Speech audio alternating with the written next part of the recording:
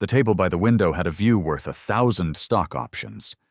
Late afternoon sun poured across the Blue Ridge Mountains, soft and golden, the kind of light that made even tired towns like Asheville glow.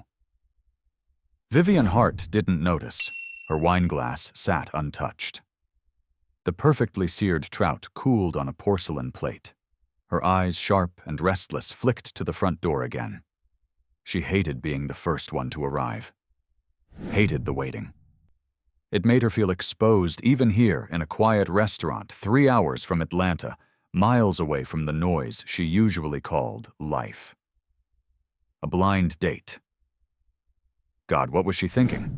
She had fired 3 executives this quarter without blinking, navigated a $120 million acquisition before her second cup of coffee. But here she was checking her reflection in her phone screen for the 3rd time, hoping she didn't look as uncomfortable as she felt. Maybe he's stuck in traffic, the hostess had said, trying to sound neutral.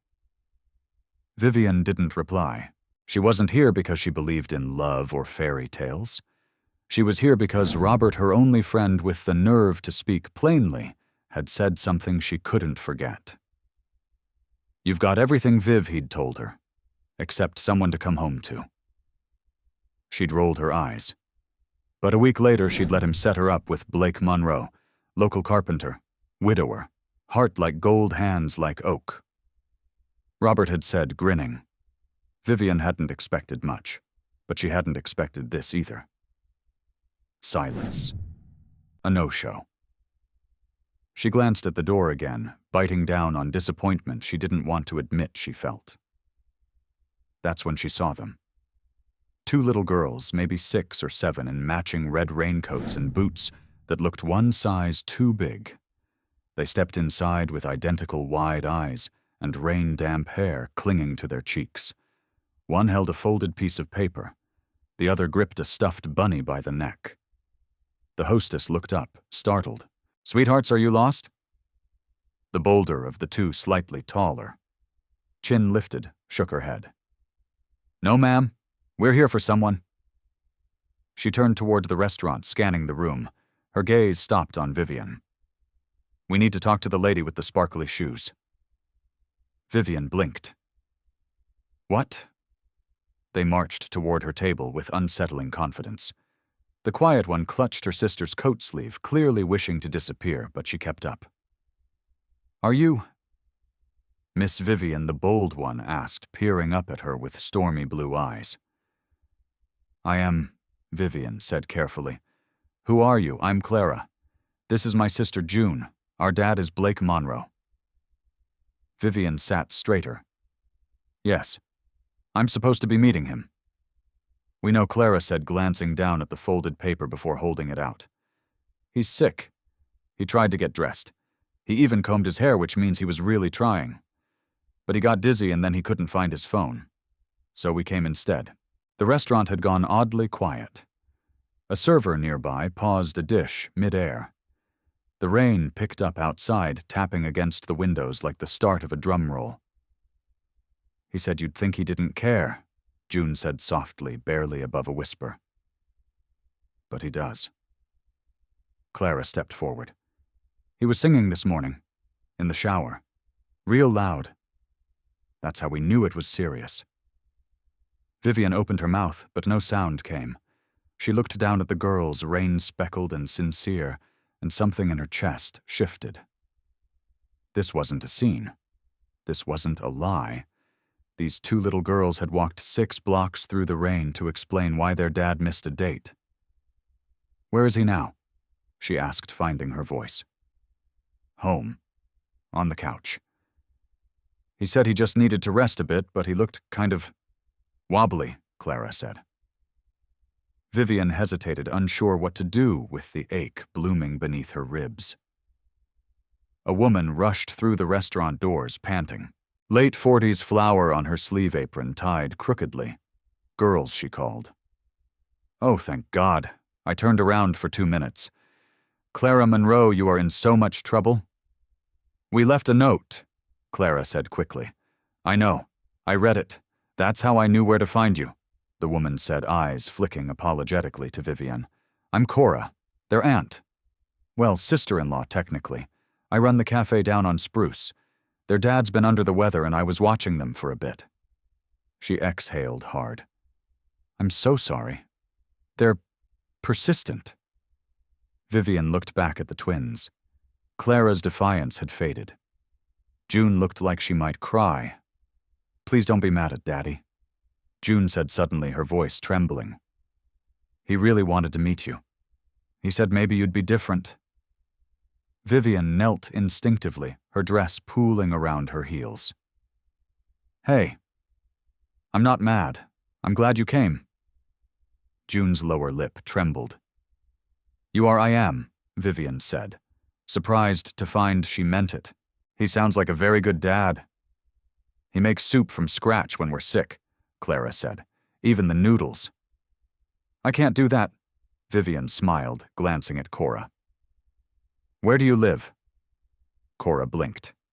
About 10 minutes. We're just off Hawthorne Avenue. Would it be okay, Vivian asked. Standing if I came with you, I'll bring dinner. Cora stared at her clearly, unsure how to process this glamorous stranger asking to deliver soup to her sick brother-in-law. You don't have to, Cora said. I want to, Vivian replied. She looked back at the girls. You went to a lot of trouble to tell me the truth. I think the least I can do is return the favor. Clara beamed. June finally smiled. As they left the restaurant, Vivian walked between them, a hand resting lightly on each small shoulder. The rain had eased to a mist. Her phone buzzed in her purse, emails schedule someone wanting her opinion on something important. She ignored it. At the car, Clara paused before climbing into the back seat. Do you like soup? I do, Vivian said. Good, Clara said, because that's how Daddy shows love. Vivian nodded, heart heavier than she expected. Then I'm already a fan. June buckled in quietly. You don't look like I thought you would, she said shyly. Vivian smiled. What did you expect? More sparkles, June whispered. Vivian laughed. I'll try harder next time. And as she closed the door, sliding into the driver's seat, she realized this wasn't the evening she had planned, but maybe it was exactly the one she needed. If you enjoyed this video, comment 1 to let me know. If not, comment 2. Your thought mattered to me either way. The soup sloshed slightly in its container as Vivian carried the paper bag up the steps of a narrow porch. The house was modest blue siding, white trim, the kind of place that looked like it had been loved for a long time. A wooden swing creaked gently in the breeze, half-shadowed beneath a porch light that cast a warm halo. A toy dinosaur sat on the porch rail. A small hand-painted sign hung by the door that read, Welcome, but wipe your feet. June tugged at her sleeve. That's Daddy's rule, she whispered. He made the sign himself. Vivian smiled, softening. I'll follow the rules.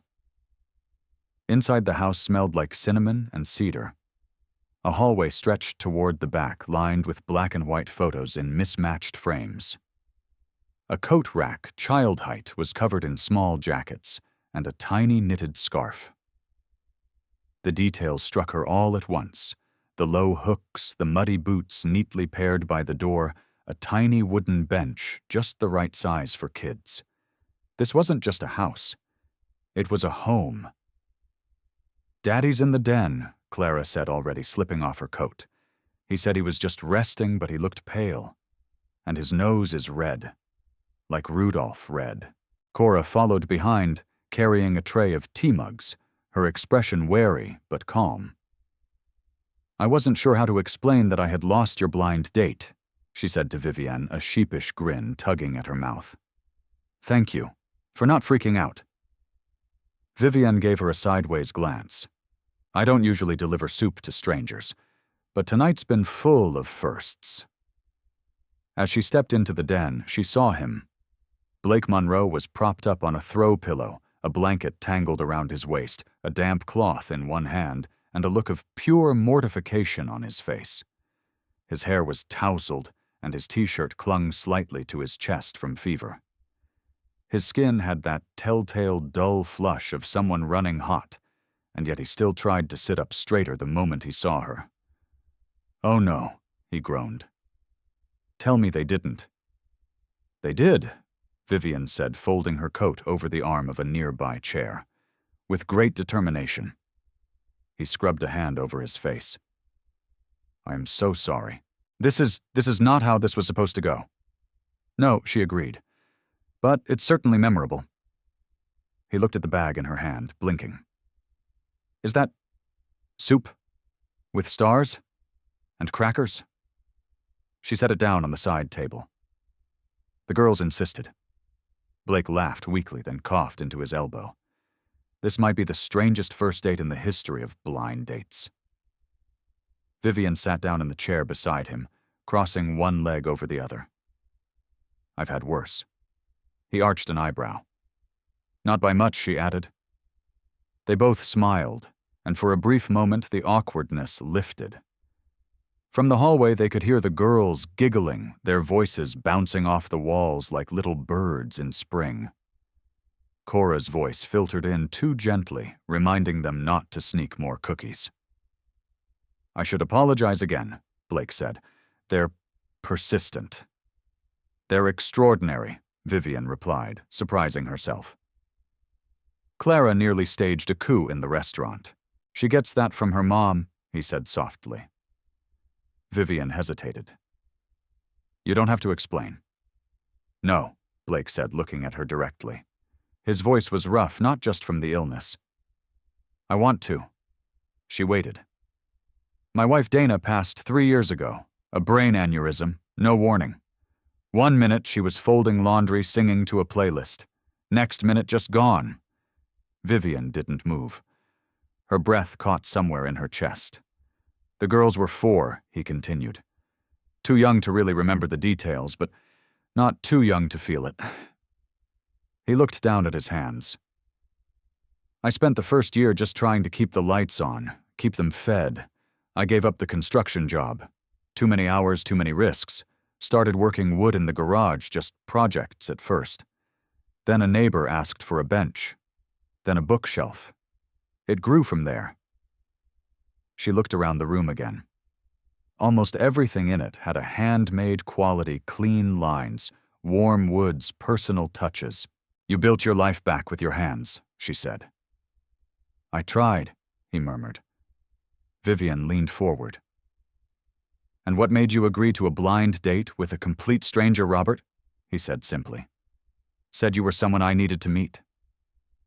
She gave a small laugh. "He told me you had hands like oak."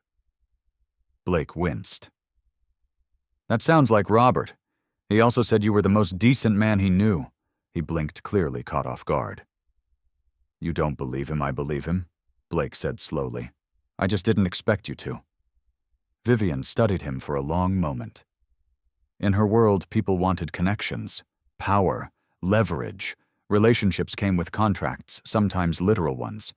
But Blake sat here, sweating, embarrassed, completely stripped of pretense, and somehow it was the most honest interaction she'd had in years. "I didn't come here expecting anything," she said. "But I'm glad I came." He stared at her, like he wasn't sure if he'd heard her right. From the hallway, Clara called out, "Daddy can Miss Vivian read bedtime stories with us." Blake's eyebrows lifted.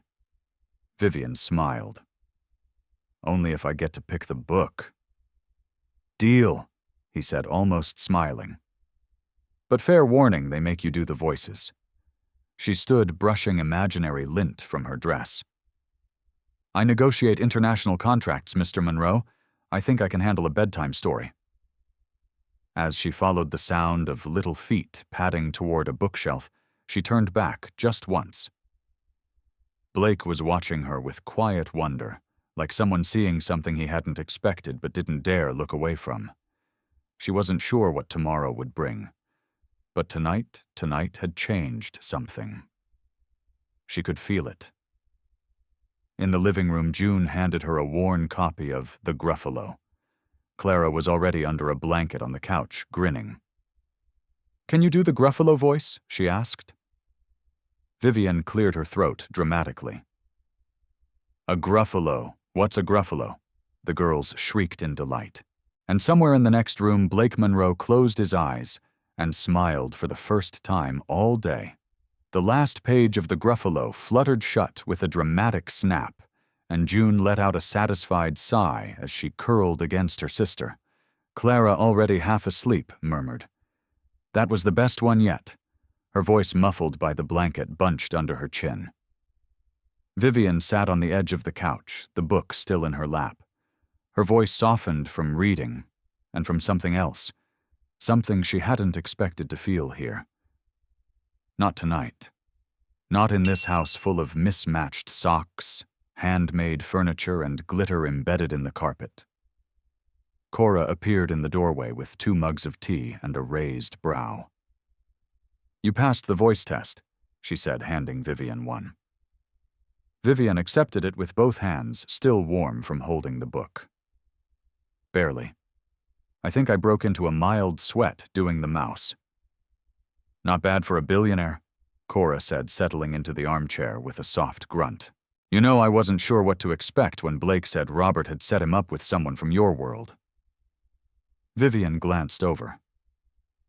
"My world?" Cora gave her a level look. "You showed up in heels holding soup and agreed to drive through Asheville rain for a man you'd never met. Most people in your shoes don't even make it past the reservation list." Vivian stared into her tea for a moment. The soft clink of spoons in the nearby kitchen filtered through the walls. "I didn't come here expecting to feel anything. But those girls..." Her voice caught slightly. "They weren't performing. They weren't trying to impress me. They just showed up. Brave and honest." "They get that from Blake," Cora said, her voice gentling. "He's the kind of man who doesn't pretend. Not even when it's inconvenient."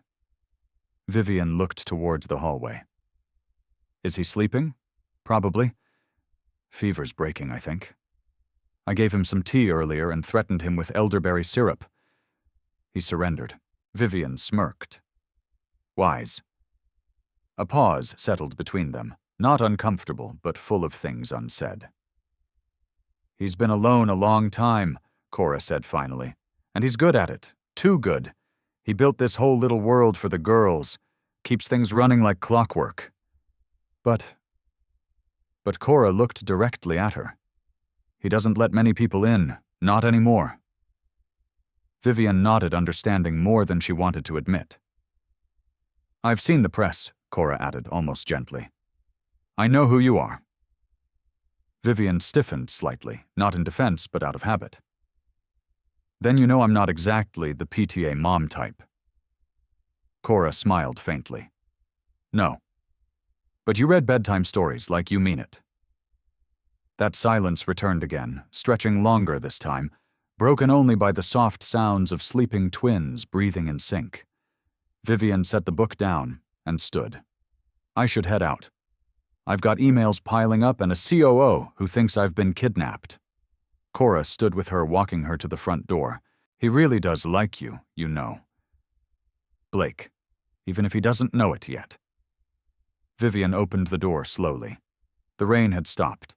The air smelled like pine and damp earth. The porch light buzzed faintly above. "He hasn't said 10 full sentences to me," she said. Cora's smile grew. "Exactly. That's how you know." Vivian turned, hand on the railing, then hesitated. Her gaze moved to the swing. It creaked slightly in the breeze, as if it knew it was being watched. "Did he make that too?" Cora nodded. "After Dana passed, said the girls needed a place to feel like she was still with them. She used to read to them there." Vivian swallowed the lump in her throat. "He built it in one night." A beat passed. "I don't build anything," Vivian said quietly. "Not with my hands. Not like that." Cora studied her. "Maybe you build something else. Something just as real." Vivian stepped off the porch and into the damp grass, her heels sinking slightly into the softened earth. She turned back just once. The porch light haloed the front door, the swing swaying gently, the scent of chicken soup still clinging to the air. She drove in silence. No music. No calls. The road wound back toward her rental cabin through the curves of the mountain headlights, brushing trees and empty fences. Inside the cabin, she dropped her bag onto the leather chair and slipped off her shoes. Her phone buzzed. Malcolm Reyes, 6 missed calls. She ignored it. Then came the text. Are you back yet? I need your input on the Tokyo pitch. They're asking for timeline updates. She didn't answer. Not tonight. Instead, she walked barefoot to the fridge, poured a glass of water, and sat at the long, sterile dining table that looked like it had never hosted a meal. There was a folded piece of paper in her coat pocket. She pulled it out slowly. Crayon on construction paper. A drawing. 2 small figures holding hands with a taller one in a blue dress. The words were crooked, but clear. Thank you, Miss Vivian. She stared at it for a long time. Something about the way the hands were drawn, oversized, clumsy, bright with color, stirred a feeling she didn't have a name for. She set it gently on the table. And for the first time in weeks, maybe months, maybe longer, she felt still. Not accomplished, not powerful, not necessary. Just still. Across town, Blake Monroe stirred awake on the couch, throat dry, the blanket tangled around his legs. He reached for the glass of water Cora had left and sat up slowly. There on the side table was the empty soup container, and beside it, a note in clean, slanted handwriting. Hope you feel better soon. Next time we'll try a date where you're vertical. V. Blake exhaled, leaned back against the cushions, and let the silence wrap around him. He didn't know where this was going. But for the first time in a very long time, he wanted to find out. If you enjoyed this video, comment 1 to let me know. If not, comment 2. Your thought mattered to me either way. The next morning began with glitter. Not metaphorical glitter, real, actual, everywhere glitter. The kind that defies gravity vacuum cleaners and logic. Vivian spotted the first speck stuck to her wrist as she stirred her coffee in the rental kitchen. Then another on the counter. Then a soft shimmer across her collarbone, catching the morning light. She stared at it like it was evidence in a case she didn't remember filing. Of course, she muttered. Clara's jacket. She smiled despite herself. The memory of last night warmed her like the mug in her hands, the twins curled against her, the soft creak of the swing, the way Blake had looked at her before she left, caught between disbelief and something unspoken. Her phone buzzed again. Second time this morning. Malcolm. She let it go to voicemail again. He could wait. She had somewhere else to be. The cafe on Spruce Street was quiet at mid-morning. Cora was behind the counter arranging a tray of blueberry muffins when she spotted Vivian through the window. She grinned, wiped her hands on her apron, and came around to unlock the front door. You're early, Cora said, eyebrows raised. Or late, depending on what this is. Vivian held up a cardboard carrier. Peace offering. From Wildflower Bakery. One of everything that looked like it had sugar. You're already my favorite person today, Cora said, ushering her in. Blake's still sleeping. Girls are at school. But you're welcome to wait. Vivian glanced around. The cafe was cozy and warm. Local art on the walls, chalkboard menus, sunlight spilling across wooden tables. She could see touches of Blake's work everywhere. A shelf near the door. The molding above the windows. Even the chairs had the same quiet craftsmanship. I can come back later, she offered, hesitating. Cora shook her head. He'll want to see you. Vivian sat at a corner table brushing a few crumbs away before placing her coffee down. You know, she said, I don't usually do this. Eat carbs, Cora teased. Vivian smiled. Spend time with people I don't have a file on. Blake's not a file. He's more of a handmade drawer that sticks a little but smells like pine. Vivian laughed, caught off guard. You're good for him, Cora said, quieter now. He needs someone who isn't afraid of the mess. Vivian went still. Cora studied her. You're not, are you? Vivian didn't answer right away. My world is precise, controlled. Every second is scheduled. Every word is considered. I'm not used to mess. Cora poured herself a cup of coffee and sat across from her. But you're here. Vivian looked down at her hands at the glitter still clinging to her knuckles. I haven't laughed like that in a long time. Just then the door opened with a soft chime. Vivian turned and saw Blake stepping inside. He was still pale, but cleaner upright, and clearly embarrassed to be walking into the middle of a conversation about him. His hair was damp, his flannel shirt rolled at the sleeves, and his voice was low and rough. I didn't think you'd actually come back. Vivian stood slowly. You didn't think your daughters would track me down either, and here we are. He smiled the corner of his mouth, lifting just enough to make her forget why she'd been nervous. They left you something, he said, reaching into his pocket. He handed her a folded piece of paper. More crayon. This one had stick figures again, this time labeled. Me, June, Clara, Daddy, and Miss V. They had drawn her with sparkles. She laughed softly. They're committed to the glitter narrative. Blake rubbed the back of his neck. I'm sorry about that. And the date. And the part where they used emotional blackmail to get you to like me. Vivian stepped closer, her voice gentler now. You don't need to apologize. I do. I didn't want our first meeting to be in my living room with a fever and 3 unsupervised children. But that's exactly why I came back. Blake blinked. You didn't try to be impressive, she said. You were just real. Sick, overwhelmed, and trying your best. That's rare. Cora tactfully disappeared into the kitchen, and the cafe grew quiet. Blake looked at Vivian, really looked at her. Why are you here? Vivian hesitated. She could feel the pull of her other life emails waiting Malcolm's voice, the Tokyo deal hanging like a deadline over her head. But here in this sunlit cafe that smelled like cinnamon and old wood, none of it seemed urgent. I don't know yet, she admitted. But I didn't want to leave before I found out. Blake's expression shifted, softened. Do you want to see the workshop, he asked. The girls call it my hideout. Vivian smiled. Lead the way. The workshop stood behind the house, tucked under a canopy of tall pines.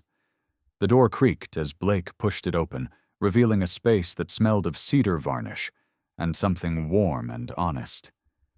Sunlight filtered through a high window dust, dancing in the beams. Tools hung neatly on the wall. A long table held pieces of an unfinished rocking chair.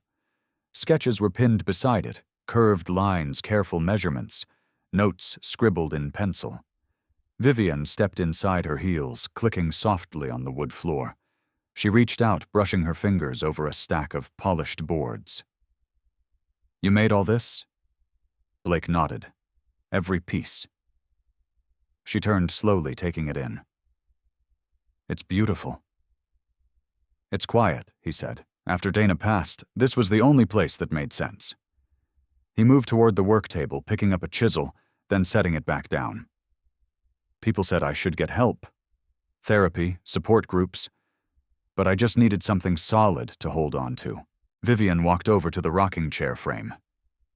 Is this for someone? He smiled. A woman in town. Her husband's in hospice.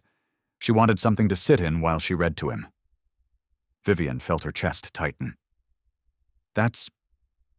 Life doesn't stop, Blake said, his voice quiet. It just changes shape. She looked at him. Then, not the carpenter or the widower or the father, but the man who had built something lasting out of grief. A life held together by glue and grit and quiet love. "You're different from anyone I've ever met," she said. He looked at her, surprised. "I could say the same." Outside, the wind rustled the trees, scattering light across the floor. Inside, the silence between them was charged tender, uncertain, real. Blake cleared his throat. "The girls are having a game night tomorrow. They'll probably ask if you're coming." Vivian hesitated, then smiled. "Do I get to pick the game?" "You'll regret that," he said with mock seriousness. "They cheat." Sweetly, but still. She stepped to the door, pausing in the frame. "I'll risk it." And as she walked away, the scent of sawdust and pine still clinging to her coat, she realized something startling. She didn't want to go back. Not yet. Maybe not at all. The front door creaked open before Vivian could knock. June stood there barefoot, her hair still damp from a bath, and combed neatly down the middle. She held a popsicle in one hand and a clipboard in the other. "You're late," she said, completely serious. Vivian blinked. "It's 6:03. June gave her a slow nod. "You missed glitter voting." "We almost gave your spot to Margaret," Vivian asked, stepping inside. "Our neighbor, she brings banana bread, but her bingo voice is too loud," Clara called from the living room. "We forgave you, though. Daddy said you'd come." Vivian let the door close behind her and followed the sound of chaotic joy into the living room. The coffee table had been converted into a glitter-covered game hub. Board games were stacked. High popcorn was already spilled on the rug, and Clara was wearing a sparkly cape that looked suspiciously handmade. Blake appeared from the kitchen with a bowl of fruit and an apron that said Grill Sergeant. He paused when he saw her. "You came?" he said, sounding almost surprised. "You say that every time Vivian said setting her bag down." "But yes, I came." "Is this what game night always looks like?" "No," he said. "Sometimes there's more glitter. I'm not sure that's possible." He smiled, but something in his eyes looked distracted, like he was trying to hold on to the moment with one hand while checking his watch with the other. She followed him into the kitchen, grabbing 2 napkins along the way. "You okay, Blake?" Leaned against the counter, rubbing the back of his neck. "I'm fine. Just tired. Work's piling up. I've got 2 commissions behind schedule and I haven't had time to finish that hospice chair." Vivian glanced toward the workshop window. "You're doing everything, Blake. No one expects you to be a machine." "I know," he said quietly. "But I built this life so it wouldn't fall apart. And some days it still feels like it's teetering." She stepped closer. "Let someone help." Blake looked at her, really looked, and something in his face softened, then shifted. "I'm not used to help," he said. "Not without strings." Vivian nodded slowly. "Neither am I." For a moment the room felt smaller, more intimate. Her hand brushed the edge of the counter and his eyes flicked there. "I'm not offering out of charity," she said, "or guilt. I just like being here." His brow furrowed. "Why? Because no one's asking me for anything. Because the girls draw me like I belong. Because this mess is warmer than my penthouse has ever been." She didn't say any of that. Instead, she said the one thing she hadn't dared say out loud until now. "Because it feels like home." Blake blinked. The moment stretched. Then, before he could respond, Clara burst in holding up 2 mismatched game boxes. "We need a tiebreaker. Candyland or Uno, choose wisely, Miss Vivian." Vivian didn't move. "What happens if I choose wrong? We cover you in glitter," June said matter-of-factly. "Candyland it is," Vivian said, raising her hands in surrender. The girls whooped and dragged her back into the living room. Blake watched them go, his hand still resting on the edge of the counter where hers had been moments before. 2 hours later, June was half asleep in Vivian's lap, clutching a yellow game piece and a graham cracker. Clara was wrapped in a blanket at Blake's feet, dramatically, retelling how she had won 3 rounds despite the odds and sabotage. Vivian gently smoothed June's hair. "You girls always this competitive. They're half Monroe, half wild," Blake said from the armchair. "You know, for a sick guy, you recover quickly." He smiled. "That's mostly graham crackers and adrenaline." The lights had dimmed. A soft folk playlist hummed in the background, one of the twins' calm-down mixes. Vivian leaned back against the couch and let her shoulders drop. "Can I ask you something?" Blake said, his tone quieter now. She looked over at him. "Of course." "What made you say yes to the date?" Vivian hesitated, eyes drifting to the ceiling. "Because Robert said you were kind," she said. "And I didn't remember the last time someone described a man that way without following it up with a warning." Blake's jaw flexed slightly. "Kindness doesn't get you very far in most places." "In my world," Vivian agreed, "kindness usually comes with a price tag." "And here." She looked around the room. The spilled popcorn, the crayon marks on the edge of the coffee table, the small glitter trail leading down the hallway like breadcrumbs. "Here, it comes with popsicles and game night and a porch swing that creaks just right when the wind moves through." Blake watched her closely. "I don't know what this is," she continued. "You and me. This place. But I know I feel more human here than I have in years." He didn't speak right away. Instead, he leaned forward and gently lifted Clara into his arms. She stirred but didn't wake her head, tucking into his shoulder like she'd done it 1,000 times. June snuggled deeper into Vivian's lap, a soft sigh escaping her lips. "We built this house from scratch." Blake set his voice a low hum. "Not just the wood, the rules, the love. After Dana, everything felt broken. So I started over. I made every room work for them. Hooks they could reach, benches they could climb, lights low enough so they wouldn't be scared at night." Vivian's throat tightened. "You know what I forgot to make space for?" he added. She shook her head. "Me." Their eyes met. The air felt thick, full of unsaid things. "You're not a disruption," he said carefully. "You're the first person who's walked in and didn't ask me to be less tired, or more grateful, or smaller." Vivian swallowed hard. "Maybe I'm just selfish. Maybe I wanted something that didn't feel like a negotiation." "Then we're both selfish," he said. She laughed softly, brushing a bit of glitter from her wrist. "Is that the price of admission around here?" "No," Blake said. "The glitter's free. The trust, that takes time." Vivian looked down at June, sleeping with her hand curled around Vivian's wrist like an anchor. "I'm willing to earn it," she said. Blake nodded once. Outside, the wind had picked up, rustling through the trees. The porch swing creaked faintly, like it was listening. Inside, the warmth of the room wrapped around them like a blanket. Neither one moved. Neither one needed to. Something was changing. And this time, neither of them wanted to stop it. The sound of soft laughter floated through the Monroe house as Saturday morning unfolded like a slow golden ribbon. Vivian stood in the kitchen sleeves, rolled to her elbows, watching a pancake bubble on the griddle. She flipped it imperfectly and glanced down at the splatter of batter on the stovetop. It looked like a star, or maybe a jellyfish. Either way, it didn't matter. She smiled to herself. Behind her, June was humming. Clara was giving instructions with the seriousness of a general. "Stack them in 3s, she said. "That way the syrup gets in the cracks." "Yes," Chef Vivian replied.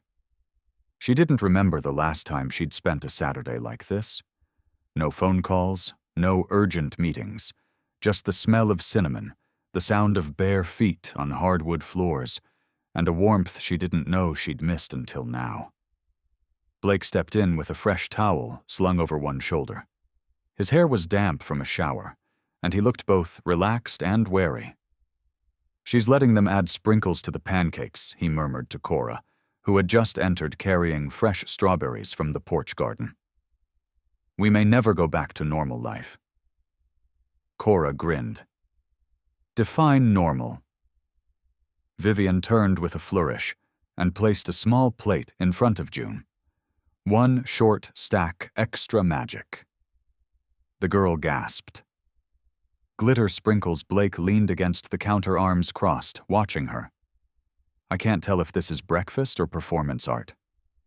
She shot him a look. "Don't knock it until you try it." "I'd never knock glitter," he said solemnly. "Not in this house." They shared a quiet moment, one of those seconds where no one speaks, but everything is understood. Cora watched them carefully. Then, with the subtle grace only a sister-in-law could manage, she cleared her throat. "I'm gonna run a few things to the cafe. Holler if you need me." Blake turned. "It's your day off." "Don't worry," she said, pulling on a light sweater. "I'll leave the glitter to the professionals." The screen door closed behind her. Vivian sat at the kitchen table, pouring a small stream of maple syrup onto her pancakes. June and Clara were already knee-deep in a pancake decorating contest, judging each other's work with the precision of seasoned food critics. Blake pulled out the chair across from her. "So, pancake sprinkles. Is that a corporate strategy I'm unaware of?" Vivian leaned her chin on her hand. "It's a morale booster, also cheaper than therapy." Blake looked at her for a beat, then said, "They love you." The smile faltered slightly on her lips. "They don't really know me." "They don't have to," he said. "Kids aren't looking for resumes. They just know who makes them feel safe." Vivian stirred the last of her coffee, her voice lower now. "It's been a long time since I made anyone feel that." He studied her. "You okay?" She looked at him, and for the first time, let her guard down just a little. "I have a Tokyo pitch due Tuesday. Malcolm's been texting every hour, and for some reason none of it feels urgent right now." "That's not a problem," Blake said. "That's perspective." "Is it?" she asked. "Or am I just hiding?" Blake hesitated. "There's a difference between running and resting." "And what do you think I'm doing?" I think he said slowly. "You're learning how to be still. That's not easy for people like us." "Like us," she repeated. "People who are used to being needed but not necessarily known." The words hit deeper than she expected. Vivian turned to the girls, now laughing over pancake towers and failed syrup dams. "Do you ever wonder what it would have been like if Dana hadn't?" She stopped herself. "Sorry. That's not my question to ask." Blake was quiet for a moment. "I used to wonder every day. Then I realized wondering didn't change what was." She nodded. "I do think," he continued, "she would have liked you. You don't tiptoe." Vivian raised a brow. "Is that a compliment? In this house?" "Yeah." A knock on the front door broke the moment. Blake stood surprised. Nobody knocks here. He opened it to reveal a tall, lean man in his early 40s, clean-cut in a blue sport coat and polished shoes. His smile was familiar, confident, controlled, the kind of smile that closed deals and brokered silence. Vivian's stomach dropped. "Malcolm," she said, standing slowly. "Good morning," he said, stepping inside like he owned the place. "Took some work tracking you down. Your assistant said you were off-grid. I didn't realize that meant pancakes and preschoolers." Clara stared up at him. "Do you have glitter?" Malcolm blinked. "No, I don't." "Then you can't sit with us?" June said flatly. Vivian's lips twitched, but she didn't smile. "Why are you here?" she asked, folding her arms. Malcolm gave Blake a brief, appraising glance. "You missed 3 strategy calls and the Tokyo team is spinning. I came to get your eyes back on the prize. I told you I needed time." "Time," Malcolm said sharply, "isn't something billion-dollar deals give out freely. Neither is trust." Blake stepped forward, cool but direct. "You're in my home. Maybe ease off the boardroom tone." Malcolm gave him a once-over. "And you are Blake Monroe, the man who taught your CEO how to flip a pancake this morning." Vivienne stepped between them. "Malcolm, I appreciate the urgency, but I'm not flying to Tokyo this week. I need a few days." He looked at her, surprised. "You're really staying?" She glanced at the girls, then back at Blake. "Yes, I am." Malcolm exhaled, disappointed. "You're changing, Viv." "I hope so," she said. He studied her for a moment, then gave a tight nod. "I'll have Emily reroute your calls." And with that he turned and walked out the door, shoes echoing down the porch steps. Silence lingered in the kitchen. Blake looked at her. "Are you sure Vivienne reached for the coffee pot?" "I've never been more sure of anything." She turned to the girls.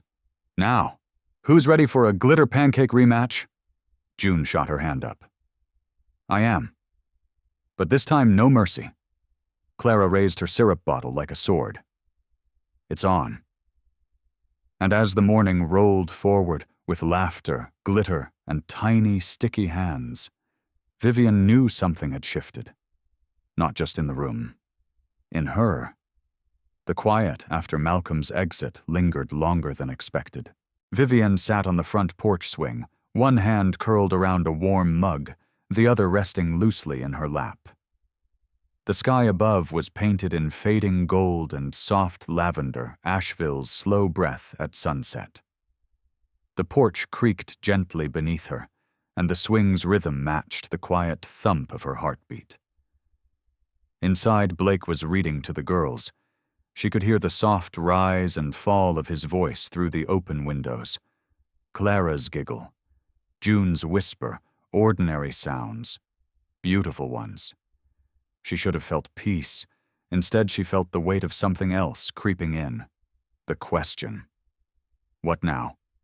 The screen door opened behind her and Blake stepped out his steps, easy and quiet. He sat beside her, not too close, not far. They swayed in silence for a beat before he spoke.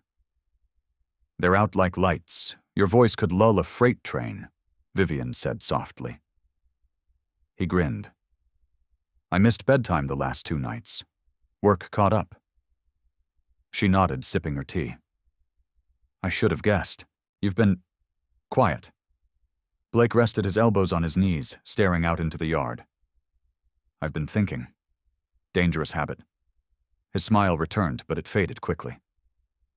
"You weren't wrong earlier. Something's shifting. I feel it too." Vivienne's heart stuttered. "And that's bad, no." He hesitated. "Just big." The cicadas buzzed in the trees. The swing creaked again, slow and steady. Vivienne waited. "I've lived the same rhythm for so long," Blake said. "Wake up early, make breakfast, pack lunches, work in the shop, homework, bedtime, repeat. It's a good rhythm," she said. "It is." He paused. "But I made it tight, predictable, safe, to keep everything from falling apart." Vivienne turned toward him. And now you show up with glitter sprinkles and ruin the whole blueprint." She laughed, soft but surprised. "I'm sorry." "No," he said, looking at her now. "Don't be." "That's the thing. I didn't realize how lonely it had become until you didn't ask me to fix anything." Vivienne's throat tightened. "I'm not here to be saved either." "I know." He watched her for a long second. "That's why it scares me how much I want you to stay." The air shifted, slowed. Vivienne looked down at her mug, suddenly aware of the way her hands trembled just slightly. "I don't do this," she whispered. "Relationships, roots, I'm good at flying in and out. You're not flying now, he said. You're right here. But Tokyo still calls. Malcolm still breathes down my neck. My board still expects the impossible. And what do you expect? He asked gently. She looked at him, eyes raw. I don't know. That's what terrifies me. Blake leaned back, watching the clouds drift above the trees. When Dana was alive, I used to think life had this invisible track, that you just followed the signs and did the right things, and it would all work out. He paused. Then life snapped the track in half. Vivian swallowed. I learned to build without blueprints, he continued. One messy, loving, exhausting day at a time. She turned to him. And you'd do it again in a heartbeat. But this time maybe not alone. Vivian blinked. Are you saying I'm not asking for a vow? Blake said quietly. I'm just saying, if you wanted to stay longer, we'd like that. Her breath caught. He smiled. Clara named one of her pancakes, Vivian Jr. You're in. A laugh bubbled up from her chest before she could stop it. Of course you did, she said. They sat like that, side by side, hearts soft and uncertain as the sun sank further behind the hills. But the moment didn't last. Vivian's phone buzzed. She didn't move at first. Then slowly she pulled it from her pocket and glanced down. Malcolm Tokyo board call rescheduled. You have until Monday. Just a few words, but they hit with the weight of a crashing tide. Blake watched her read it. I can't ignore it forever, she said, barely a whisper. No, he agreed. But maybe you don't have to choose forever tonight. She turned to him, searching. What if I leave and it ruins this? Then it wasn't real, he said. And I think it is. Silence fell again. And in that silence, she realized what was tugging at her so hard it wasn't fear of leaving. It was fear of belonging, of being part of something that didn't come with contracts or calendar invites, something that asked for her heart, not her credentials. Vivian slipped her phone back into her pocket. Then she leaned into Blake's side, just enough to feel his warmth, just enough to say, I'm still here. He didn't say a word. He just reached across the space and took her hand. Their fingers curled together, and the porch swing kept swaying. Sunday morning arrived quiet and blue-skied, with a breeze that smelled faintly of pine and honeysuckle, the kind of morning that made you want to pause time, just for a little while. Vivian stood barefoot in Blake's backyard, her blazer draped over a folding chair, sleeves rolled hair tied up in a messy knot. Clara and June darted past her, shrieking with laughter, chasing bubbles that shimmered like tiny rainbows in the sun. A bottle of soap solution sat on the porch step, half empty, the wand abandoned mid-play. She watched them with something in her chest she couldn't quite name. Not joy exactly, not peace, something in between like hope if it had a heartbeat. Blake stepped out from the house, holding 2 mugs. I brought coffee, he said, and a peace offering. Vivian raised a brow. What am I being forgiven for? For making me want Mondays to move slower. She took the mug fingers, brushing his heart, stalling for a beat. I didn't mean to throw your routine into chaos. I think I needed a little chaos. They stood in companionable silence for a few moments, sipping coffee, watching the girls collapse in a heap near the swing set, giggling breathlessly. Vivian cleared her throat. I'm going back tomorrow. Blake didn't flinch. I figured. It's not forever, she added quickly. Just a few days. I need to look Malcolm in the eye and tell him what I really want. And do you know what that is? She turned toward him, face unreadable. I'm starting to. He nodded slowly. You don't owe me promises, Vivian. I'm not offering them out of guilt, she said. I'm offering them because I'm scared to lose this before I even know what it really is. Blake looked at her, something deep behind his eyes.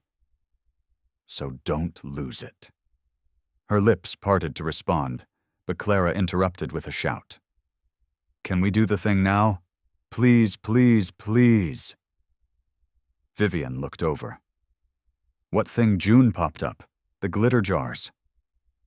"Oh, right," Blake muttered. "The emotional volcano experiment." Vivian laughed. "Sounds safe." He handed her a basket filled with empty mason jars, glitter packets, food coloring, and glue. They saw a video. It's supposed to be soothing. 15 minutes later, the four of them were gathered around the picnic table, measuring water, adding drops of blue and purple dye, and swirling glitter into tiny storms inside each jar. Clara held hers up to the light. "This one's for Mama," she said quietly.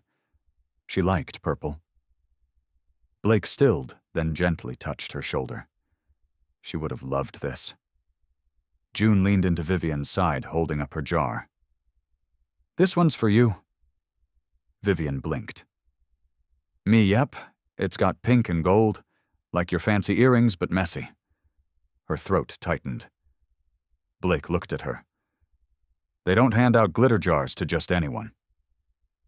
Vivian swallowed hard, staring at the swirling mess inside the glass. "It's perfect." The girls ran off again, racing toward the swing set jars left to dry in the sun. Vivian sat back, heart full and aching all at once. "You're part of them now," Blake said softly. "That's what scares me," she whispered. "Because leaving tomorrow feels like pulling a thread I can't unpull." "Then let the thread stay connected," he said. "You don't have to tie it in a knot yet. Just don't cut it." She turned to him, voice fragile. "What if I go back and everything rushes in again? The noise, the expectations. I've been gone 2 weeks and already the board is panicking. You're allowed to build a life that doesn't make you panic," he said, "even if it looks different than what you planned." Vivian stared down at her hands. "My whole world is structure. I've lived by logic. And yet everything that's moved me lately hasn't made sense. Your girls, your quiet, the glitter on my dress, this porch swing." Blake smiled. "We're an odd kind of therapy. You're a reminder," she said, "that maybe love isn't something you schedule. Maybe it just finds you when your guard is down." He reached across the table, brushing his fingers lightly over hers. "No one's asking you to give up your world," he said. "But maybe you can build a bridge between the two." A long breath passed between them. Then June called from the yard. "Daddy, Miss V. We need judges for our obstacle course." Vivian stood and brushed glitter off her jeans. "You sure you're up for this? I hear the competition is fierce." Blake smirked. "I make furniture for a living. I think I can handle 2 pool noodles and a hula hoop." As they walked into the yard, the sun dipped lower behind the trees, casting golden streaks across the grass. The girls lined up, dramatic and giddy. "On your mark," Clara shouted. Vivian laughed. "I didn't realize judging required sprinting." "It does if they cheat," Blake warned. They watched the twins leap, crawl, and twirl their way through the makeshift course with a joy so pure it cracked something open in Vivian's chest. When Clara crossed the finish line and threw her arms around Vivian's waist, sticky and out of breath, Vivian froze, then hugged her back tightly. Later, after sunset, when the stars blinked softly overhead and the yard was still again, Vivian helped Blake clean up the jars and towels from the table. He picked up the one June made for her and held it out. "You should take this with you." She looked down at the swirling pink and gold, the bits of glitter clinging to the inside, like memories. "You sure, yeah," he said. "So when the noise comes back, you'll remember what quiet looks like."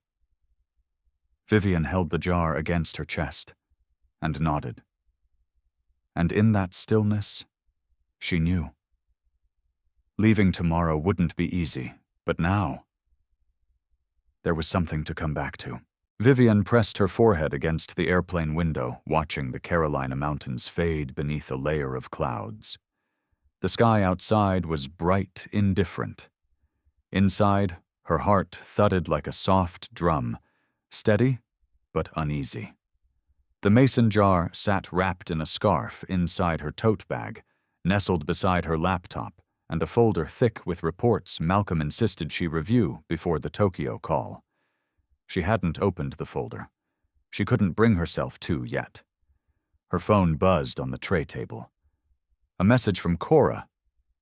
"Girls miss you already." June asked if the glitter jar can be your mailbox. Vivian smiled. Her fingers hovered over the reply, then typed, "Tell her I'll check it first thing when I'm back." Back. That word used to mean landing in a boardroom, reclaiming the top floor, returning to control. Now it meant pancakes and sawdust, tiny arms around her waist, a porch swing that knew how to listen. She closed her eyes. It was going to be a long 3 days. Musadam! By the time Vivian stepped off the elevator into her Atlanta office, the weight of the world had reattached itself to her shoulders, like a familiar coat, sharp-tailored, slightly suffocating. Malcolm was already waiting. "Tokyo expects a revised proposal in 48 hours, he said, falling into step beside her. "The pharmaceutical investors want new projections based on the post-pandemic recovery model. We'll need to adjust the timeline." Vivian didn't stop walking. "We'll talk after the strategy session." He frowned. "Viv, you've been gone. You're the face of this deal. I've been putting out fires." She stopped. Turned. "Then thank you," she said calmly. "But I'm back now. Let me lead." Malcolm looked stunned, like the tone of her voice was unfamiliar, like she'd come back wearing someone else's rhythm. She didn't wait for his reply. In her office, everything was where she'd left it. Sleek, pristine, impersonal. Her city view blinked through the glass like a digital painting. She dropped her bag onto the leather chair, pulled the mason jar from inside, and set it gently on her desk. The gold and pink glitter floated slowly through the clear water, settling like snow. Her chest ached. She turned to her assistant, who hovered in the doorway. "I need a florist." "A florist?" Emily blinked. "Yes, something for 2 little girls. Bright, playful. And send it to this address in Asheville." She wrote the Monroe address on a sticky note. Emily took it, nodding. "Anything else?" Vivian paused. "Include a note." She reached for a notepad, scribbled quickly, then folded the message and handed it over. "Got it," Emily said. "And welcome back." Vivian gave a small smile. "We'll see." Back in Asheville, Clara and June sat cross-legged on the porch, sketching chalk hearts across the steps. The sky was overcast a storm, whispering somewhere in the hills. Blake stood just inside the screen door, sanding the edge of a new cutting board eyes, darting toward the road every few minutes. The house felt too quiet. It had only been 1 day. When the delivery van pulled into the drive, June leapt up so fast she tripped over her chalk. "Is that her?" No, Blake said gently, wiping his hands on a rag. "But let's go see." The bouquet was wild and bright sunflowers, zinnias, tulips. Tucked among them was a tiny envelope, addressed in Vivian's clean script for the best glitter judges in the world. "I miss you already. Keep being brilliant. Love, Miss V." June clutched the card to her chest. Clara sniffed the bouquet with dramatic flair. "She remembered our favorite colors," she said. Blake watched them, heart-tugging. He didn't need to ask whether Vivian had changed things. She had. That night, Vivian stayed late at the office. Lights dimmed. Buildings outside blinking like a cold constellation. Her Tokyo deck was half-written. Numbers lined up neatly, projections on track. But her brain kept drifting to Clara's syrup-sticky hugs, to June's questions about how the moon worked, to the way Blake had reached for her hand without asking. Her phone rang. She answered without checking the screen. "Please tell me you're not still working," Cora's voice said, wry but warm. Vivienne exhaled. "Trying not to. The girls insisted we call. They're worried you forgot what pancakes taste like. I could never." There was a pause. Then Cora added, "They miss you. Blake won't say it, but he does too." Vivian's throat tightened. "I didn't think this would be so hard," she said softly. Cora didn't try to make it easier. "You let people in. That's always a little painful at first. I thought I could come back, handle everything, then go back to Asheville with clean hands." "No one's asking for clean hands," Cora said. "We're asking if you'll come back at all." Vivian didn't answer right away. She stared out the window, Atlanta buzzing beneath her feet. Then she whispered, "I think I want to. But I'm afraid if I drop the ball here, everything I've built will crumble. You've built enough. Maybe it's time to build different." Vivian pressed the heel of her hand to her chest. "How do I know what's right?" "You don't," Cora said gently. "You just pick the life that feels like it might love you back." The line went quiet after that, but Vivian didn't hang up right away. She sat in her office, surrounded by glass and power and silence, and watched the glitter swirl inside her jar. One speck of gold at a time, it began to settle. And somewhere deep in her heart, something settled too. Vivian stood alone in the boardroom, her heels echoing against polished hardwood floors as she paced slowly, methodically, reviewing the final slides on the projector. Tokyo was in 10 hours. Everything was ready. Perfect, even. Charts, sharp projections, airtight. She had prepped for this moment for months, no years. The deal could push the firm's valuation over the edge, make headlines, solidify her position globally. And yet, she kept hearing Clara's voice in her head. "Do you think glitter ever gets tired of being everywhere?" She looked down at the pink and gold jar sitting on the corner of the conference table. The same jar she'd brought from Asheville, now resting in a room that reeked of glass, steel, and tension. She closed her eyes and tried to remember how the air smelled on the Monroe porch. Like lavender and old wood. How Blake's hand had felt when he took hers, rough, warm, steady. How the girls had leaned against her shoulder like they belonged there. Her phone buzzed again. "Malcolm." She didn't answer. The door creaked open behind her. She turned to see Malcolm step inside, tablet in hand, brow furrowed. "They want you to bump the timeline up another quarter," he said without greeting. "More aggressive rollout." "Think you can swing that?" Vivian stared at him for a moment, then walked over, took the tablet gently and set it down on the table. "No." He blinked. "No, I'm not adjusting the proposal again. It's already overextended. If we push harder, it breaks." Malcolm studied her. "You've never hesitated before." "I've never had something to lose before," she said, quiet but firm.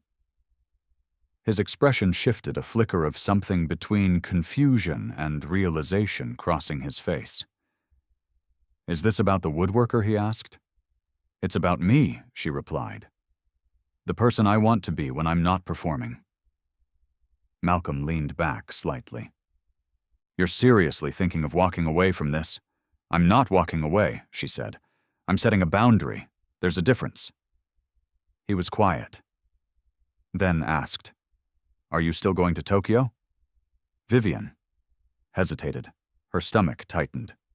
"I don't know," she admitted. "That's what scares me. I'm afraid if I go, I won't come back. Not just physically, emotionally." "You built this company," Malcolm said. "You don't get to step out just because life handed you some glitter and a porch swing." Her eyes snapped to his. "Don't reduce it to that."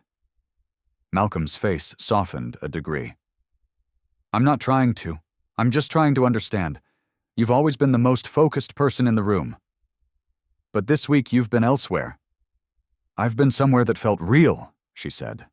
Not strategic, not scheduled, just alive. The silence stretched between them. Malcolm ran a hand through his hair and sighed. What are you going to do, Viv?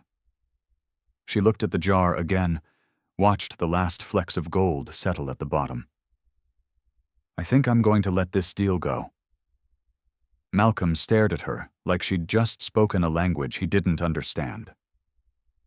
Are you out of your mind? I might be, she said, half laughing, half on the verge of tears. But for once, that feels right.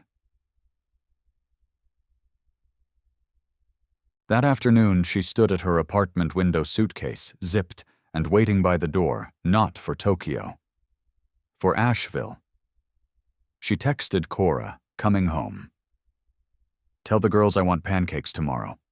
The reply was instant. We just bought new sprinkles. They've been waiting. Vivian smiled, but her chest ached. It was one thing to say no to Tokyo. It was another to face what came after. Her phone rang again. This time it was Blake. She stared at his name for a long moment, heart stalling, then answered. Hey. Hey, he said, voice warm, cautious. So, did the boardroom survive you barely? But I'm not going. A pause. You're not, I'm coming back. Tonight. Another pause, longer this time. Then, you sure I've never been more unsure, she said, voice trembling. But I'd rather be unsure with you than certain without. Blake let out a breath, soft and shaky. I'm making soup. She laughed through her tears. Of course you are. Carrot ginger. Clara's choice. Tell her I'll bring dessert. You always do. Vivian pressed the phone tighter against her ear. Is this crazy? Yeah, he said. But good crazy. Her voice dropped to a whisper. I'm scared, Blake. I know, he said. Me too. But if we wait for fear to leave, we'll miss all the good stuff. She closed her eyes. Okay, she said. Okay. As her cab wound through the darkening mountain roads that night, Vivian kept her hand around the jar in her lap. The glitter swirled faintly inside, catching the moonlight like fireflies. When the house came into view, porch lights glowing warm against the trees, her breath caught. The screen door opened before the car stopped. Blake stood on the porch steps in a soft gray sweater, arms folded, trying and failing not to smile. Behind him, June and Clara danced in place. Vivian stepped out, jar in hand, suitcase forgotten for now. No words, just the wind, the smell of soup, and the sound of little feet rushing toward her. She dropped to her knees and caught them both in her arms. She was home. Vivian had barely stepped through the front door when June slipped her hand into hers, like it had always belonged there. We saved you the last pancake, she said, eyes wide and proud. Clara added, even though Daddy almost ate it. Blake, leaning in the doorway to the kitchen, held up his hands. I was tempted, but I showed restraint. Vivian smiled, her heart full and aching. She set down her bag, kicked off her heels, and let the warmth of the house wrap around her like a blanket. Everything smelled like cinnamon and soup, and something she couldn't quite name, comfort, maybe. Belonging. Cora appeared with a knowing grin and a glass of wine. Surprised you made it back before the glitter settled. Vivian took the glass, her hand brushing Cora's. Barely. Your room's still made up, Cora said, and the girls already placed your glitter jar on the nightstand. Vivian's throat caught. They didn't have to. They wanted to, Cora said softly. You belong here, Viv. Vivian nodded, but the weight in her chest hadn't quite lifted. She smiled through it anyway and followed the girls into the living room, where their drawings littered the coffee table and a movie played in the background. Later, after bedtime stories and goodnight kisses after the house had settled into soft silence, Blake found her on the porch swing. He sat beside her slowly, like he wasn't sure if this was still real. She broke the quiet. "It's strange how fast everything can change." Blake nodded. "And how fast you can start to want something different." They sat like that for a long moment, the swing creaking beneath them, stars flickering through the trees. Vivian exhaled, her voice low. "There's something you should know." Blake turned toward her, watching. "I didn't just turn down Tokyo," she said. "I resigned." His brows lifted, but he didn't interrupt. "I've spent years building something that looked impressive but felt empty. I kept thinking if I just worked harder, climbed higher, the rest would follow." Her voice cracked, but it never did. "I was always chasing, always performing." Blake's hand found hers. "And now I want to build something real. Slow. Messy. But honest." He didn't speak right away. Then softly, "That's what we've got here." Vivian looked at him. "Are you sure I'm not interrupting it?" Blake squeezed her hand. "You're part of it." The screen door creaked behind them. Cora stepped out, her face tight. "Sorry," she said quickly. "Didn't mean to intrude." Blake stood. "What's wrong?" "It's your dad," she said. "He had another spell." "I just got off the phone with the assisted living nurse. They're transferring him to the hospital for observation." Blake's entire body stilled. Vivian stood too, her voice gentle. "Do you want me to come?" He hesitated. "No. I think I should go alone." Cora looked between them. "I'll drive you." Blake nodded silently, brushing past the screen door. Cora gave Vivian a small, apologetic smile, then disappeared behind him. And just like that, the house fell quiet again. Vivian stood on the porch, heart pounding, unsure what to do with her hands or her fear. The stillness, once comforting, now felt heavy. She walked back inside and sat on the edge of the couch, staring at the dark TV screen, listening to the clock tick above the fireplace. Half an hour passed. Then an hour. Then another. Finally, the front door creaked open. Blake stepped inside slowly. His shoulders sagged. His eyes were tired. Vivian stood. "How is he?" Blake dropped onto the couch. "Stable. They ran tests. He'll be okay." "But it scared me." She sat beside him. "You don't have to say anything."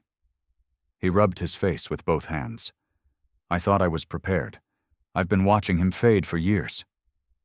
But tonight, his voice broke. Vivian reached for him, both hands now, one on his arm, the other resting over his. "You don't have to carry it alone," she whispered. He looked at her, eyes raw. "That's the problem. I've gotten used to doing exactly that.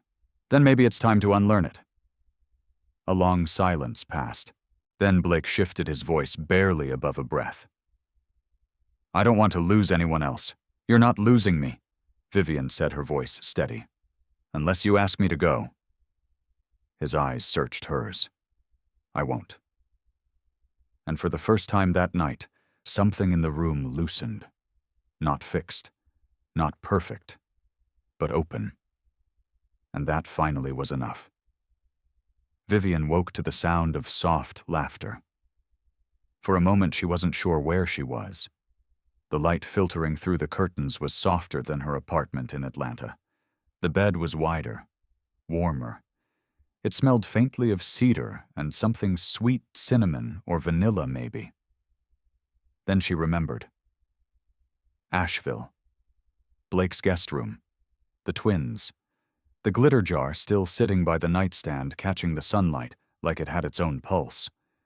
She sat up, pulling the quilt tighter around her shoulders, listening.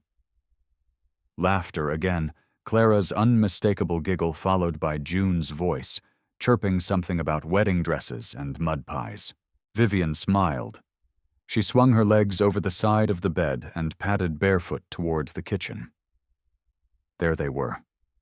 Clara on a step stool, cracking an egg a little too enthusiastically, yolk running down her fingers. June wearing a crown made from pipe cleaners, and what looked like dried lavender was trying to pour milk into a bowl the size of her head. Blake leaned against the counter, arms crossed, flour on his shirt and nose. His eyes met Vivian's across the room. And in that moment the noise fell away. The years of city noise, of pressure, of being on. All of it slipped into something simpler.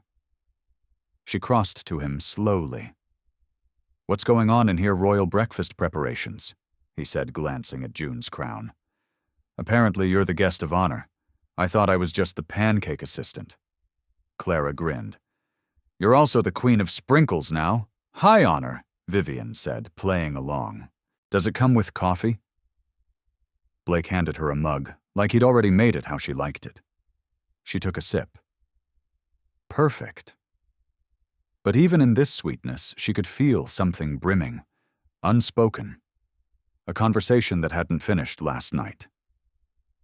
They exchanged a glance. He nodded toward the back porch. She followed him outside, coffee still in hand. The air was crisp, the porch damp from early dew. A squirrel darted along the railing and vanished into the trees.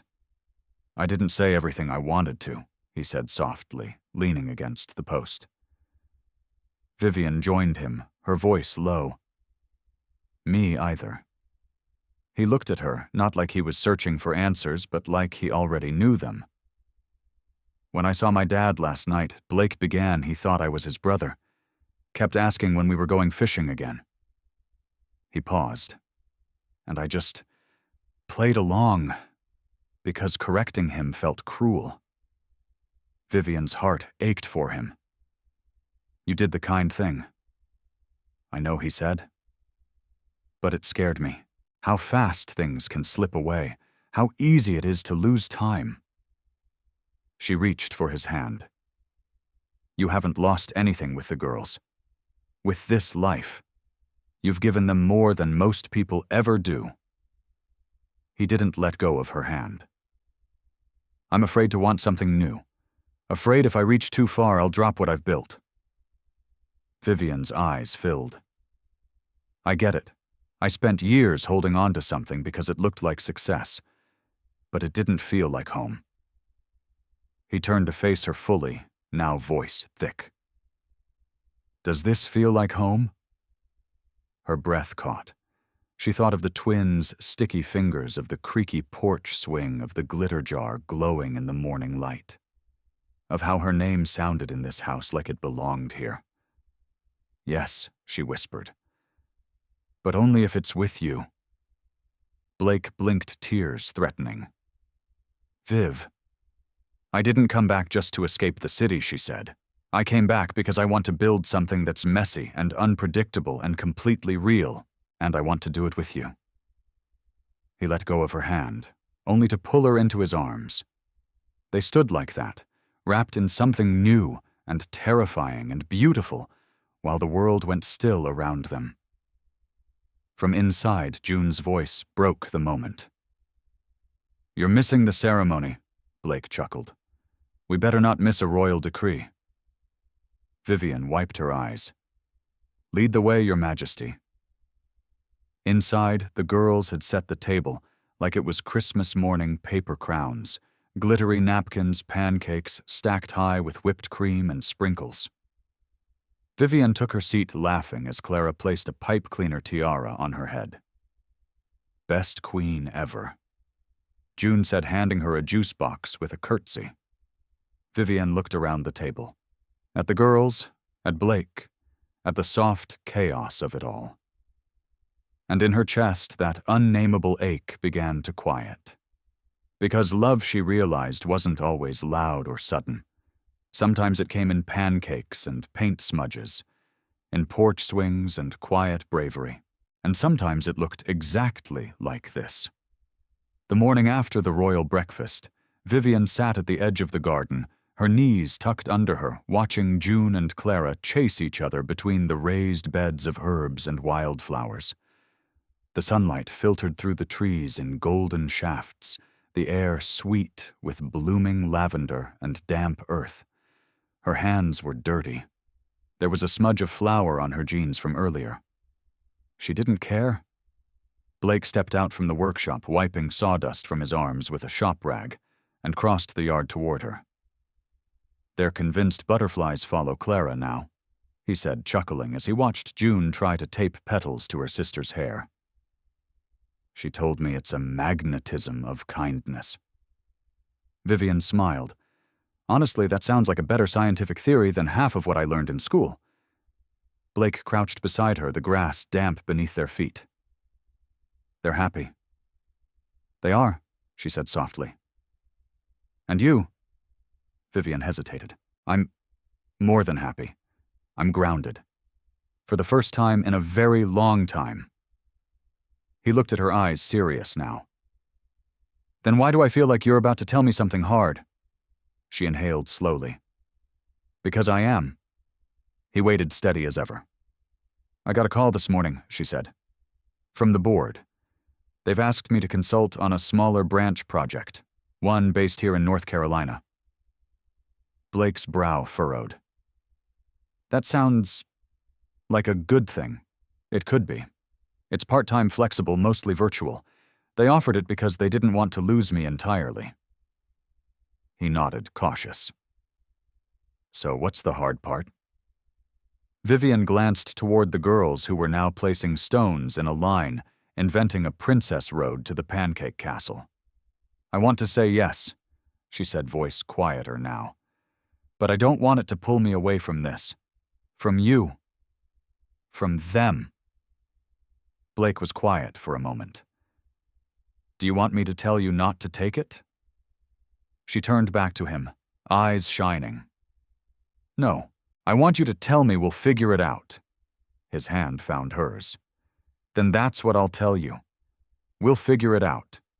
You're allowed to want this life and still want pieces of your old one. You're not picking sides, Viv. You're building something new." Her voice caught. "Even if I'm still figuring out the shape of it," he smiled. "Especially then." Behind them, June shouted, "The road is done, but we need a gate." Blake stood and offered her a hand. "Come on. You're officially in charge of castle construction." Vivian let him pull her up. "Just don't let me design the moat. I've only had one cup of coffee." Noted. The rest of the day passed in that gentle rhythm, simple joys, wrapped in small gestures. Gardening turned into lunch. Lunch into a spontaneous water balloon toss, which left all four of them soaked and breathless with laughter. As the sun began to dip behind the hills, casting long shadows across the porch, Clara tugged on Vivian's sleeve. "Can we ask you something?" Vivian lowered herself to their level. "Anything." June stood beside her sister, holding a folded sheet of construction paper. "If you say yes, can we call you something?" Vivian's heart skipped. "What do you mean?" Clara held out the paper. On it, drawn in crayon and glitter glue, was a heart. Inside it, in crooked letters, were the words, "Can we call you Mama?" Vivian blinked hard. You want to call me that?" June nodded fiercely. "Because you're ours now." Her eyes filled. She took the paper with trembling hands and looked at Blake. He wasn't smiling, his face was too full of emotion for that, but there was a quiet, overwhelming warmth in his eyes. "You don't have to," Clara said quickly. "Only if you want to." Vivian pulled both girls into her arms and whispered through tears, "I would be honored." They clung to her like she was a lighthouse in a storm. That night, after the girls had gone to bed, Blake found her on the porch swing again. She was holding the paper, tracing the letters with her fingertip. "I've never been so afraid and so sure of something at the same time," she said, without looking up. He sat beside her, their shoulders touching. "That's what love feels like sometimes," he said quietly. "The fear doesn't mean it's wrong. It means it matters." She leaned into him, and he wrapped his arm around her. For a long time they didn't speak. They just listened to the wind in the trees, the hum of distant crickets, the sound of a new life taking root. And deep in Vivian's chest, something whispered, "You're not just visiting anymore. You're home." Rain came softly that morning, more of a whisper than a storm.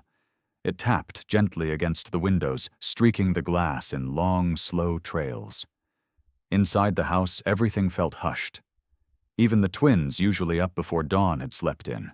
Vivian stood in the kitchen in her robe, stirring honey into her tea, watching the trees sway just beyond the porch. She hadn't always loved the rain. In the city, it had meant canceled meetings, traffic, wet heels, and noise. But here it was something else. It wrapped the world in a kind of quiet that made room for thought. She didn't hear Blake come in until his arms wrapped around her from behind. "Didn't mean to startle you," he murmured, his voice still thick with sleep. She leaned back into him. "You didn't, just thinking." "Dangerous?" he teased gently, pressing his chin to her shoulder. She turned slightly to meet his eyes. "I'm worried." He stepped beside her, now serious. About what? Vivian hesitated. About stepping into something so big and getting it wrong. About what it means to say yes to a life that doesn't have a roadmap. Blake leaned against the counter, facing her. "There's no perfect way to do this, Viv. No rule book for love or parenting or second chances."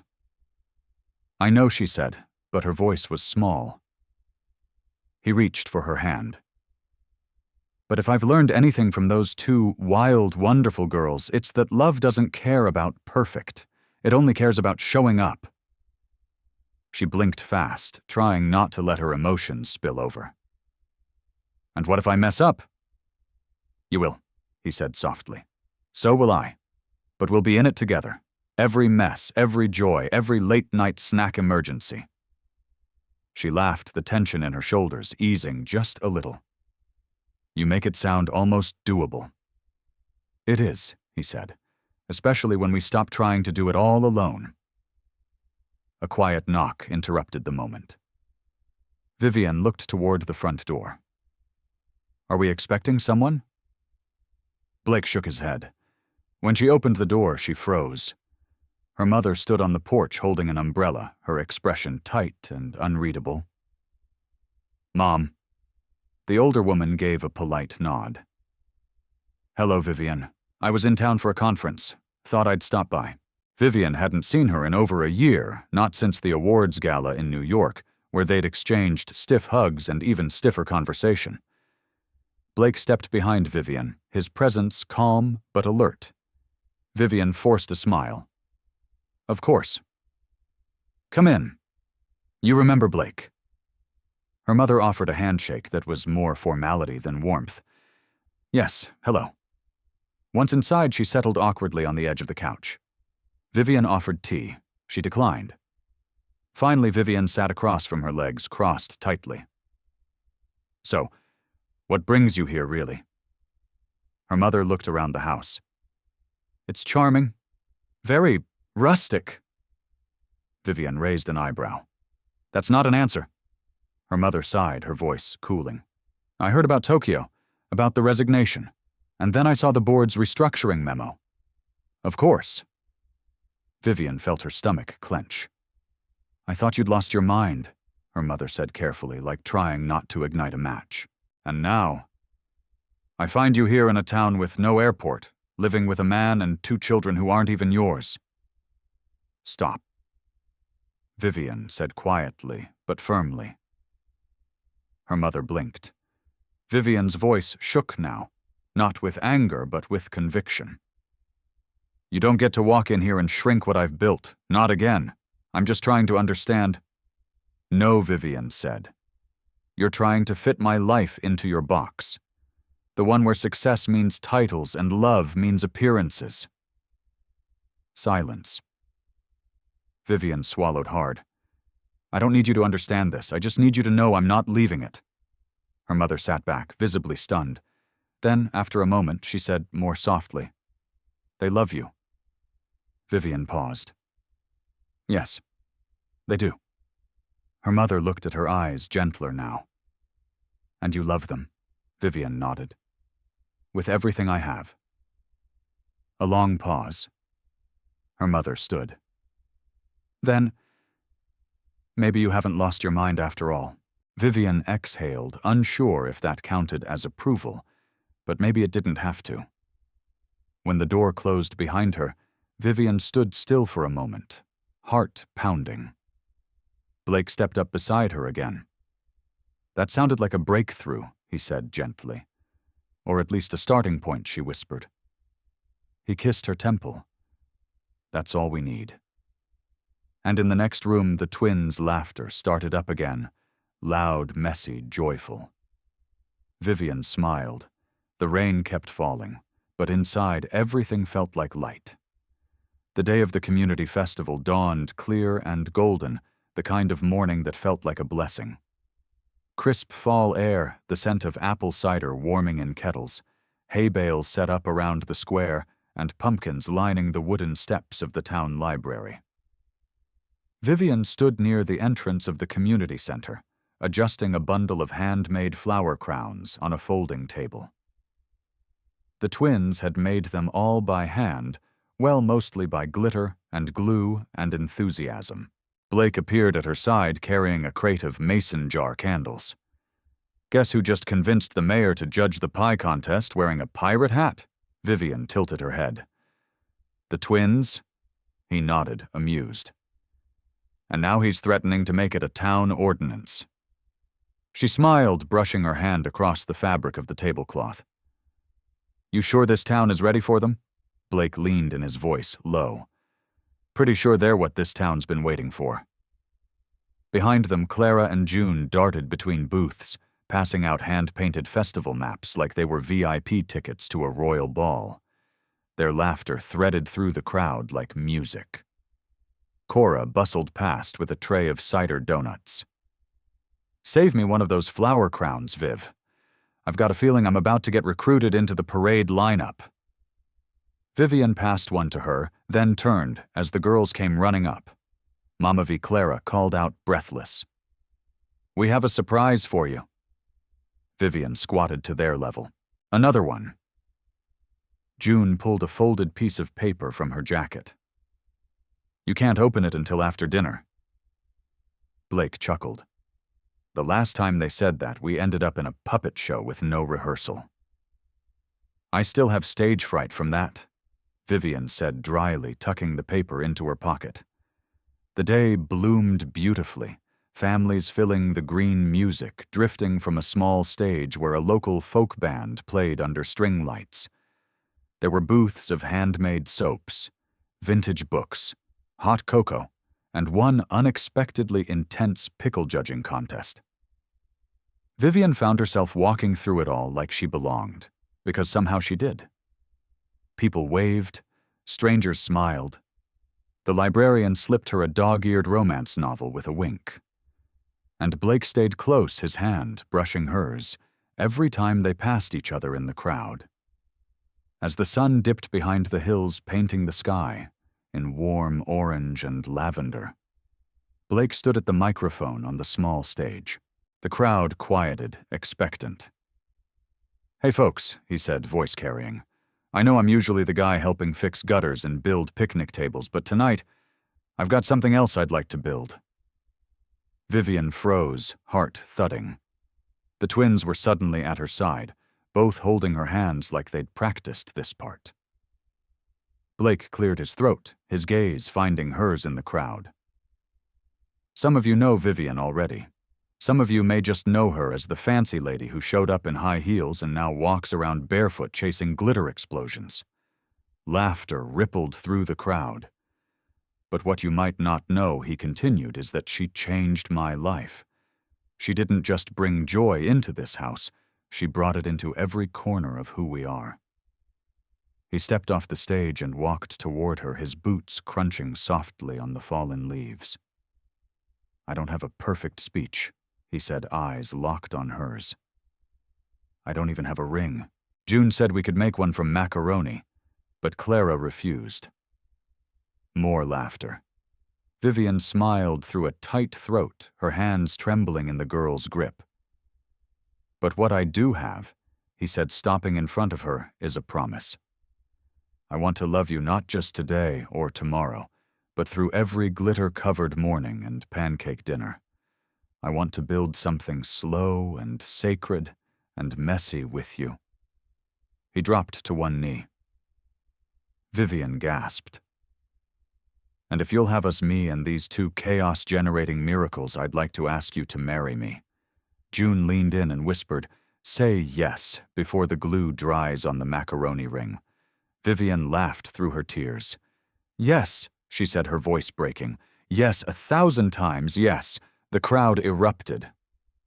Applause cheers someone playing a kazoo in the back, probably Cora. Blake stood wrapping her in his arms, and the twins hugged them both, their tiny arms wrapped around her legs. Later that night, when the stars came out, and the festival lights glowed soft and golden, they sat on the porch swing together. Clara rested her head on Vivian's lap. June sat between them, half asleep. "You still have to open the paper," June mumbled. Vivian smiled and unfolded it. Inside, in colorful marker, to Mama V, "You are our always." Blake kissed her temple.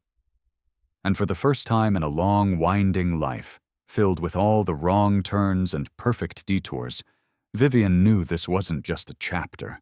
It was the beginning of her real story. Messy. Beautiful. Home.